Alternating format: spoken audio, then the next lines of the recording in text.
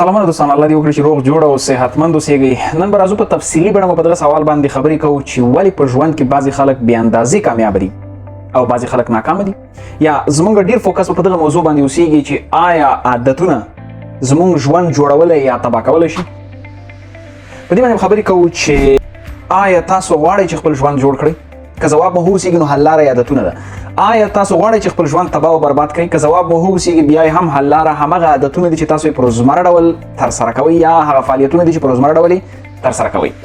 دغه ویډیو به تفصیلي ویډیو اوسېږي په دې باندې چې آیا عادتونه زموږ ژوند جوړولی یا تباه کولی شي. خو نظریات زما نه دي، دا ټول تحقیق شوي نظریات دي. موږ به د څو نګاهو نه خبرې کوو، په هره نګاه به تفصیلي نظریات لاخلو، د تحقیق هغه سرچینې یا منبع به در سره شریکوم چې تاسو کولی شئ په خپله هغه منبع او سرچینې وګورئ. راځئ چې مخکې له دې چې په تفصیلي بڼه په دې باندې وغږیږو چې عادت زموږ ژوند تباه کولی یا جوړولی شي او که نه، په دې باندې خبرې کوو چې د عادت تعریف څه ده. اکسفورډ ډیکشنري تعریف ورکړی دی، وایي a constant usually repetitive activity that is done frequently is called habit. و یو دوامداره او تکراري فعالیت چې بار بار ترسره کیږي هغه ته موږ عادت ویلی شو. ګوګل بیرته بیا تعریف ورکړی دی، لیکلي دي چې وایي a settled or regular tendency or practice especially one that is hard to give up. وایي یو جوړ شوی یا هم منظم تمرین یا یو فعالیت کول چې د هغې له لاسه ورکول یا د هغې پرېښودل سخت اوسېږي، هغې ته څه شی ویل کېږي؟ هغې ته عادت ویل کېږي. دا یې تعریفونه دي چې یو د اکسفورډ څخه دی او بل هم ګوګل ورکړی دی. راځئ چې تاسو سره یو څو ویناوې شریکې کړم د عادتونو په اړه چې نړیوال هغه سکسسفل خلک یا کامیاب خلک د عادت په اړه څه نظر لري یا څه وایي. نمبر 1: We are what we repeatedly do. Well, Durant لیکلی دی، وایي موږ هغه څه یو چې موږ بار بار کوو، یا موږ له هغه څه جوړ شوي یو یا له هغه څه جوړېږو چې موږ بار بار هغه فعالیت تکراروو. که بار بار سګرټ وڅکوئ 100% هم صحت خرابېږي، که بار بار جیم ته لاړ شئ 100% هم صحت ښه کېږي، که بار بار مطالعه وکړئ 100% ستاسو په ژوند تاثیر کوي. جورج واشنګټن وایي چې 95% of the failures are caused by the excuses. وایي 95% ناکامیان چې د خلکو په ژوند کې واقع کېږي هغه څه شی دي؟ د بهانو له امله اوسېږي. نو دا هم چندان ثابتوي چې عادتونه زموږ ژوند خرابوي او یا هم جوړوي. که چېرته بار بار باندې کوي واضح خبره ده چې ژوند به یې تباهي، او که چېرته باندې نه کوي منظم مسؤلیت مني او کار کوي واضح خبره ده چې ژوند به دې جوړ اوسېږي. او همچنان زه وایم چې habits can break or build you. عادتونه دي هم ماتولی شي، له منځه دې وړلی شي او هم دې جوړولی شي. که چېرته مثبت عادتونه ولري، صحیح عادتونه ولري، واضح خبره ده چې یو ټاپ پرسنالټي به په نیر فیوچر یا نږدې راتلونکي کې اوسېږي. او که چېرته عادتونه دې ټول خراب اوسېږي، واضح خبره ده چې فیوچر دې نشته، دی تباه او برباد به او احتمال دی ولري چې په لنډ وخت کې د خپل ژوند دغه سفر ته د پای ټکی کېږي. وایم چې اسلام وایي چې good habits will bring you nearer to Allah. ښه عادتونه به تاسو الله جل جلاله ته څه شي کړي؟ نږدې کړي. نو واضح خبره ده چې په ژوند کې که چېرته ته الله جل جلاله ته نږدې نه اوسېږي، تباه برباد یې، ژوند هېڅ معنا نه لري. ځکه موږ دلته د یو امتحان لپاره راغلي یو. که چېرته زموږ اړیکه د الله جل جلاله سره خرابه وي، سو واضح خبره ده چې موږ په هره سطحه ناکام یو. نو د دې څخه هم څرګندېږي چې عادتونه دې هم تباه کولی شي او هم دې جوړولی شي.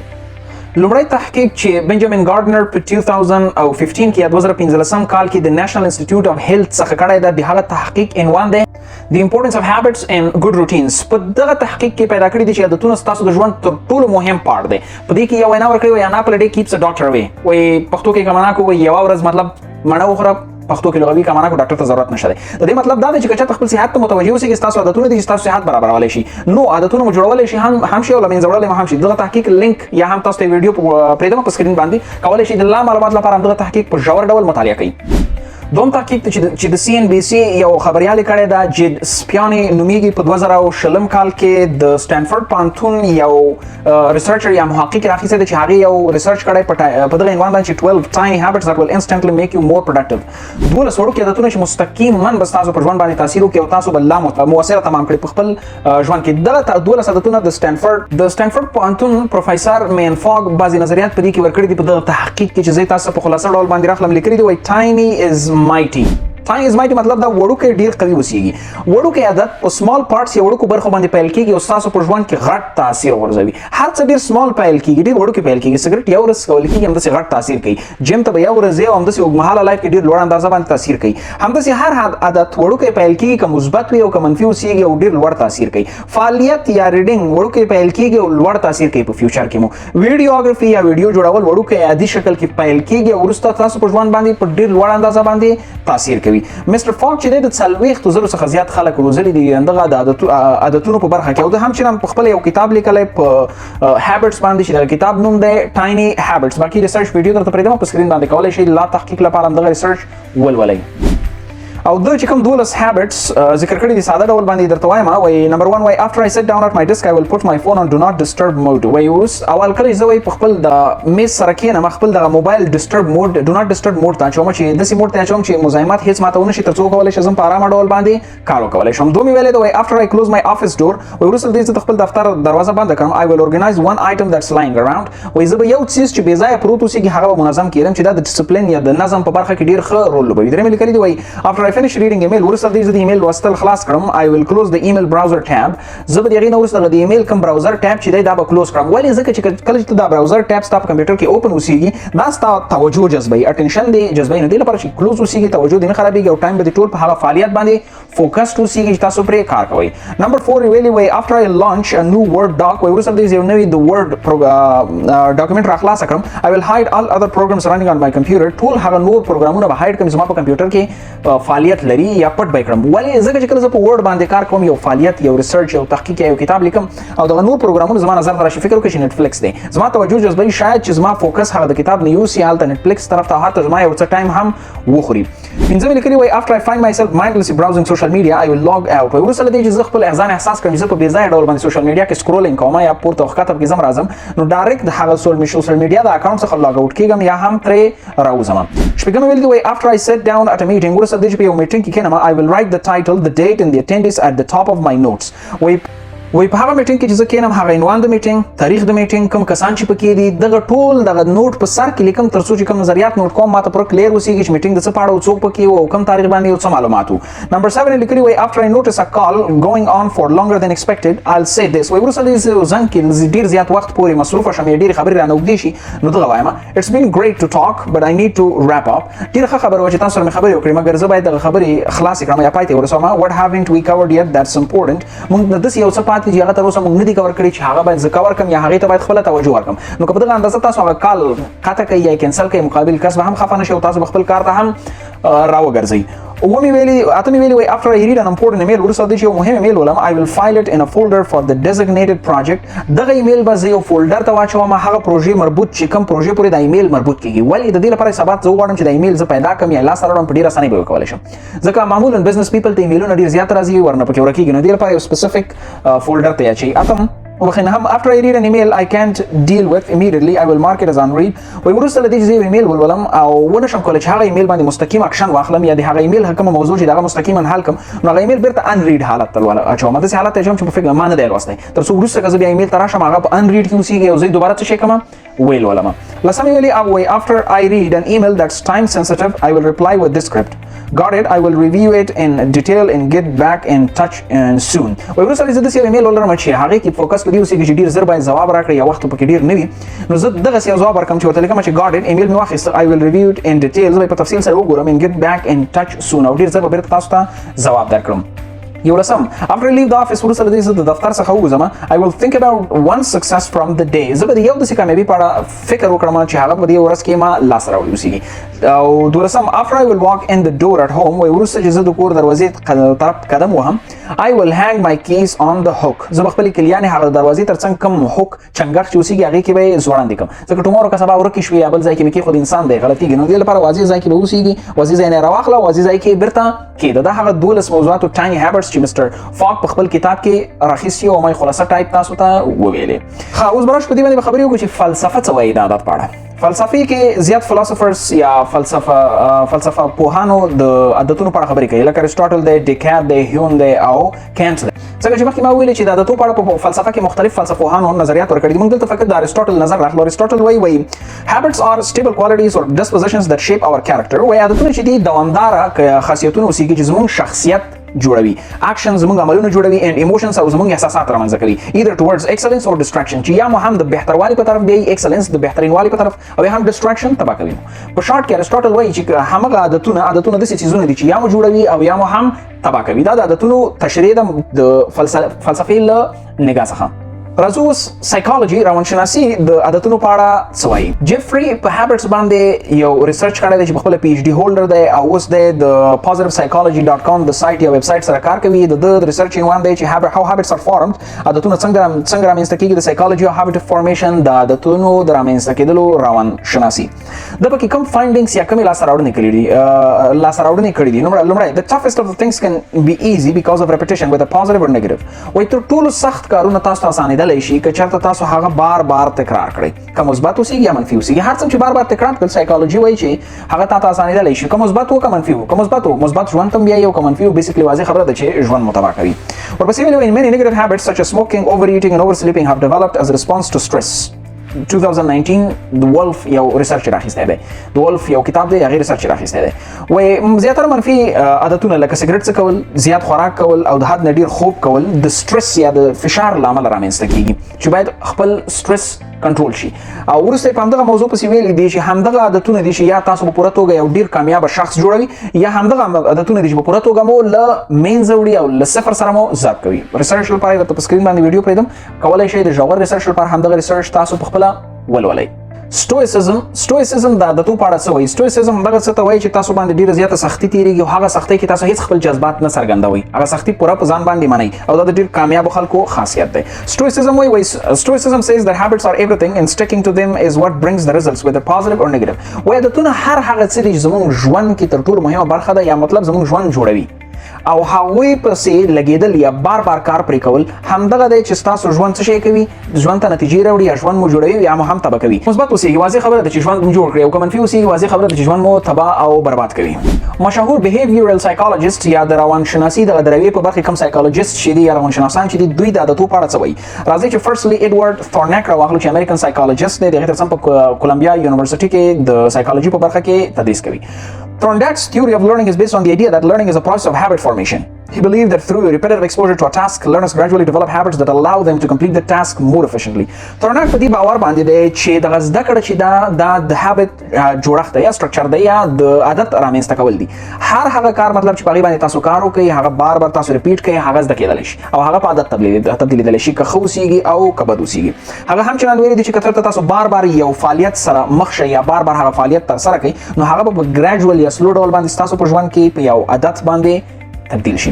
د هغې ترڅنګ جارډن پیټرسن چې عصري کنیډین سایکالوجست دی او میډیا کمنټیټر یا په میډیا کې مختلفو برخو باندې نظریات ورکوي، هغه یو ویډیو ما کتلی، ویډیو ته په سکرین باندې پرېږدم شاید تاسو یې په خپله هم وروئ. Some people drink because they want to avoid being responsible. Part of the reason people drink alcohol is to get rid of their responsibility. I mean, that's, you hear people drink because they have problems. It's like, yeah. No. Some people drink because they're anxious, and alcoholics drink because they're in withdrawal.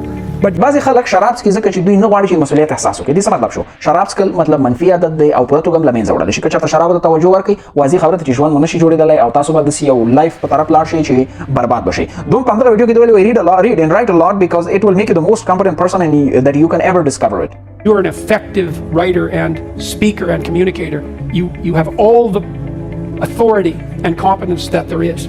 The best thing you can do is read and write every day.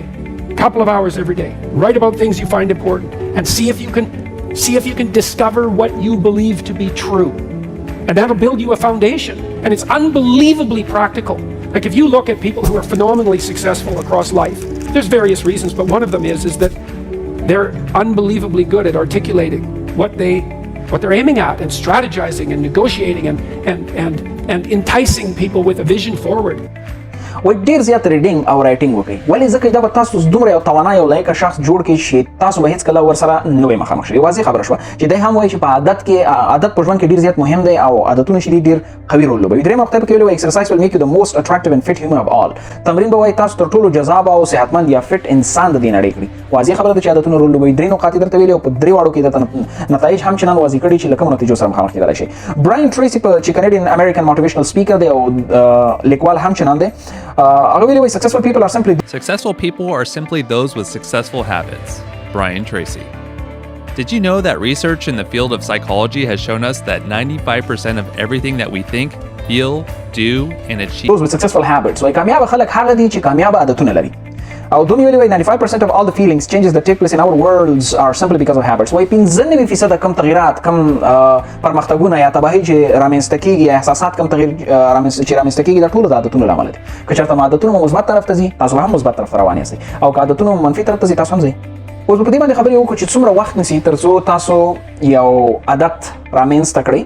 Well, راځي چې ریسرچ راواخلو، تحقیق راواخلو. تحقیق in one how habits are formed, the psychology of habit formation. په دې کې لیکلي دي one often cited study indicated an average of 66 days to establish a new pro-health habit such as exercising for at least 30 minutes per day. په دې کې ویلي که چېرته تاسو وغواړئ چې یو عادي عادت رامنځته کړئ نو هغه په اوسط ډول باندې 6 ورځې نیسي چې هر ورځ په هغه عادت کې هغه عادت ته باید په اوسط ډول باندې 30 دقیقې ورکړئ. د هغې نه وروسته تاسو کولی شئ چې هغه عادت رامنځته کړئ. سایکالوجي یا دغه ریسرچ ویډیو در سره په سکرین باندې پرېږدم، کولی شئ باقي د ډیټیلز لپاره ویډیو وګورئ. دوم ریسرچ په همدغه باندې شوی اورګ د یورپین جورنال اف سوشل سایکالوجي دغه ریسرچ کړی دا. ایوریج ټایم چې هغوی ښودلی هم چندانې 66 ډیز ښودلی دي، رینجینګ فرام 66 ډیز. خو هغوی وایي چې دغه 66 ډیز یا 6 ورځې مست نه دي، دا کېدلی شي د 18 ورځو نه تر 215 ورځو پورې شي. یعنې د دې په منځ کې یو انسان څومره په خپل اراده قوي دی هغه رول لوبوي. شاید چې د یو نفر نه پوره یو کال ونیسي د یو عادت رامنځته کول، او داسې خلک هم شته دي چې هغوی شاید په ډېر کم وخت کې وکولی شي. Okay, now را به شو چې what are some important points that we should consider if we want to form a new habit. بعضې مهم نقاط کوم دي چې موږ باید په نظر کې ونیسو که چېرته چې غواړو چې یو نوی عادت رامنځته کړو. د نیویارک ټایمز یو خبریال چې تارا پارکر نومیږي هغې یو ریسرچ کړی په همدې باندې in one day how to form healthy habits. او په دغه ریسرچ کې هغې دغه لاسته راوړنه کړې وایي tie the habit that you want to form to an existing habit. وایي خپل دغه عادت چې کوم غواړئ چې تاسو رامنځته کړئ دا داسې یو عادت پورې وصل کړئ چې هغه تاسو مخکې له مخکې لرئ. د مثال په ډول ورکړم چې for example if you love English language که تاسو د انګلیسي سره مینه لرئ now your intention is to form the habit of reading a lot. او اراده مو دا د اوس خاصه اراده ستاسو دا ده چې څه شی وکړئ دغه ریډینګ عادت رامنځته کړئ. the best way would be to attach it to English. بهترین طریقه به دا اوسي چې دغه خپل د ریډینګ عادت د انګلیسي سره وصل کړئ. مطلب دا ریډینګ چې کوئ په انګلیش کې کوئ، عادتونه هم سره وصل کړئ. فار ایگزامپل تاسو غواړئ چې انګلیسي بیخي په اعلی ډول زده کړئ نو دا غواړئ خپل عادت وګرځوئ چې سپوکن انګلیش مو بیخي بې مثاله اوسېږي. نو په هغه برخه کې تاسو ټول هغه فعالیتونه واخلئ چې هغه سپوکن انګلیسي باندې تاثیر کوي. فار ایگزامپل ایډیومز زده کړئ، فریزل وربز زده کړئ، کالوکیشنز زده کړئ. د هغې تر څنګ هغه انټرنیشنل سپیکرز زیات اورئ چې ډېر فوق العاده یا ټاپ سپیکینګ لري. نو خپل عادت مو د داسې یو څه سره وصل کړئ چې د هغې سره تاسو مینه لرئ او مخکې له مخکې هغه عادت ستاسو په ژوند کې وي. نو تاسو لپاره به عادت فارم کول ډېر اسانه شي. Some researchers and tips. بعض ریسرچ سایټونه دلته ذکر کوم، دلته دا مې ټول دغه نامجموعاً راخیستي دي چې هر یو مطلب انډیویجوالي نه کېدی تاسو یې وایم. Number 1 hbr.org, Number 2 jamesclair.com, Number 3 psychologytoday.com, Number 4 therapistade.com. دا ټول کوم اوس چې پوینټس درته تشریح کوم دې څخه دي چې څنګه عادت رامنځته کړو. Number 1 اول ویلي start small with a very clear goal and plan.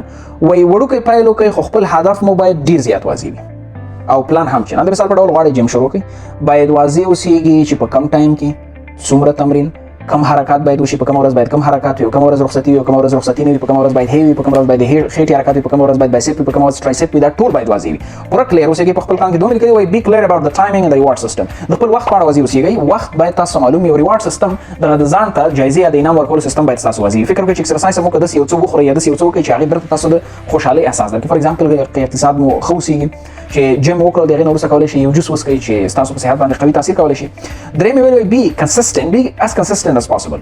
څومره چې امکان ولري مقاوم اوسېږئ، مقاومت کوونکي اوسېږئ، هېڅ کله دغه عادت مه پرېږدئ. څومره چې کولی شئ چې جیم مو شروع کړو که 15 ورځې مې اراده وه چې 15 ورځې باید هفته کې وکړئ باید 15 ورځې وکړئ. باید هېڅ ایکسکیوز یا بهانه مو په منځ کې رانه شي.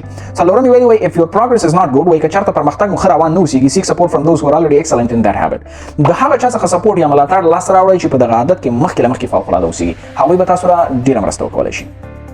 راځئ چې اوس په یو څه داسې بد عادتونو باندې خبرې وکړو چې که چېرته تاسو یې ولرئ نو باید چې له منځه یوسئ. سورس چې د کوم ځای نه مې راخیستي developgoodhabits.com او liveboldlandbloom.com. دغه سایټونه دي چې د کوم هابټس چې اوس درته ایکسپلین کوم د دوی څخه مې راخیستي. نمبر 1 سموکینګ، سګرټ څکول، په تاوانونو تاسو خپله پوهېږئ. نمبر 2 ایټینګ فاسټ فوډ، ډېر زیات فاسټ فوډ خوړل، چپس او دا شیان صحت ته ډېره ضربه لري، غوړ ډېر لري، وروسته د وینې فشار او بعضې نور مشکلات درته پیدا کوي. نمبر 2 شراب، واضح خبره ده چې موږ مسلمانان یو چې څومره تاوان لري. نمبر 3 سوشل میډیا اډکشن، د سوشل میډیا د معتاد کېدلو څخه لرې اوسېږئ، ځکه که سوشل میډیا باندې معتاد شوئ یو دا چې پیسو نه به هم خلاص کړي، دومره ده چې ټایم هم خلاص کړي، درېیمه ده چې ژوند هم خلاصوي، ځکه ټول وخت به هم بې ځایه تېر شي. نمبر 4 uselessly wandering around، بې هدفه شاوخوا ګرځېدل، اخوا لاړ شه دېخوا لاړ شه، دومره دي چې کوم مشخص هدف او پلان ولري او هغې ته کار وکړي. نمبر 6 pornography addiction، بیا ډېره معافه اوسېږي، بیا بې اصوله ویډیوګانې کتل، هغه ویډیوګانې کتل چې هغه لوڅې اوسېږي، څرګندې اوسېږي. هغه که تاسو یو ځل ورته معتاد شئ یا ورسره عادت شئ تاسو د ښځو هېڅ احترام معلوم نه اوسېږي، ټولې به درته په یو بده سترګه به تاسو ورته ګورئ او اخري رزلټ به هم دغه اوسېږي چې تاسو خپل صحت او کوم سیکشوال انرژي چې تاسو لرئ هغه به له منځه یوسئ د دغه فعالیتو له امله. ورپسې بویز یا ګرلز اډکشن د جنکیانو یا هلکانو سره معتاد کېدل د حد نه ډېر جنکیانو سره غږېدل یا د حد نه ډېر هلکانو سره غږېدل یو نجلۍ سره 10 ساعته په چیټینګ تېرول وګورئ چې فیوچر مو خرابوي هېڅ به هم ونشئ کولی او د هغې تر څنګ لیزنس تنبلي بې حد تنبلي کول همیشه خوب کول د 12 ساعتو 14 ساعتو نه ډېر چې دا ستاسو ژوند تباه کولی شي یا هم پلان نه درلودل یا ګول نه درلودل ورپسې پروکراسټینیشن زړه نه زړه کېدل یو هدف لرئ خو وایي سبا به یې وکړم سبا نه بل سبا به یې وکړم بل سبا نه بل سبا به وکړم اخر دغه کار هېڅ نه کېږي او 11 بیډ باډي هیبټس بد د بدن عادتونه لکه لایک ټاکینګ الاټ ډېر زیات خبرې کول بایټینګ میلز د نوکانو چیچل سلاوچینګ همیشه خوځېدل راخوځېدل کله چې یو چېرته کښېنئ انټرفیرینګ ان ادرس بزنس د نورو په کارونو کې مداخله کول ورپسې نو ایکسرسایز هېڅ تمرین نه کول ورپسې پور سلیپینګ هیبټ بد د خوب کولو عادتونه نن په 1 بجې وده کېږي د شپې سبا په 2 بجې د شپې وده کېږي بله ورځ په 9 بجې د شپې ودئ او سهار چې راپاڅئ کله په 1 بجې کله په 8 بجې ټایمینګ نه لري دا باید مشخص وي او 14 نیګلیکټینګ پرسنل هایجین شخصي پاکوالی نه مراعاتول شخصي پاک چې نه اوسېږئ هېڅ هم لاس نشته راوړلی سپیشلي کامیاب خلکو به هېڅکله توجه در نه کړي ځکه د هغوی لپاره دا شی ډېر مهم دی ورپسې اوور پارټینګ اور انجوینګ د حد نه ډېره میلمستیاوې کول یا خوند ته توجه ورکول همیشه ملګرو سره ناسته پاسه کول بې ځایه پیسې مصرفول او د هغې تر څنګ اوور ورکینګ د حد نه ډېر کار کول 3 ساعته خوب کول او 18 ساعته کار کول 100% تاسو په صحت تاثیر کوي او په نږدې آینده کې به وګورئ دا تجارت چې تاسو جوړوئ یا کوم تجارت چې تاسو کار کوئ دا دې ستاسو د صحت اهمیت نه درلودلو اوس راځئ چې یو څه په ګډ هیبټس باندې خبرې وکړو ښه عادتونه درته وښیم نمبر 1 باید دیندار اوسېږئ 15 وخت لمونځ د قرآن شریف تلاوت او اسلامي قوانین فالو کول دا زموږ د ژوند هغه چا خبره چې مین پوینټ دی نمبر 2 ریګولر ایکسرسایز منظم تمرین باید وکړئ جیم اوسېږئ رننګ وي هر یو وي خو باید تمرین وکړئ نمبر 3 بیلنس ډایټ متوازنه یا معتدله خوراک باید وکړئ کله غوښه کله سبزي کله چپس نه دا چې ډېر زیات فاست فوډ وخورئ یا همیشه پیپسي او د شیان څښئ اوبو ته ډېره زیاته ترجیح ورکړئ څومره ډېرې اوبه چې څښئ شئ ښه خبره ده ورپسې سفیشینټ سلیپ په کافي اندازه خوب باید وکړئ 7 hours یا 8 hours باید کم تر کم 24 hours څلور ساعتو کې تاسو دغه خوب وکړئ ورپسې هایډریشن ډېرې زیاتې اوبه باید وڅښئ 8 ګلاسه 9 ګلاسه تر 10 ګلاسو پورې اوبه وڅښئ ځکه بدن ته اوبه ډېرې زیات مهمې دي ورپسې چې د پرسنل هایجین شخصي نظافت مو مراعات کړئ څومره چې پاک اوسېږئ ښه خبره ده ورپسې پازیټیو تھینکینګ مثبت فکر ته ترجیح ورکړئ هر وخت مثبت اوسېږئ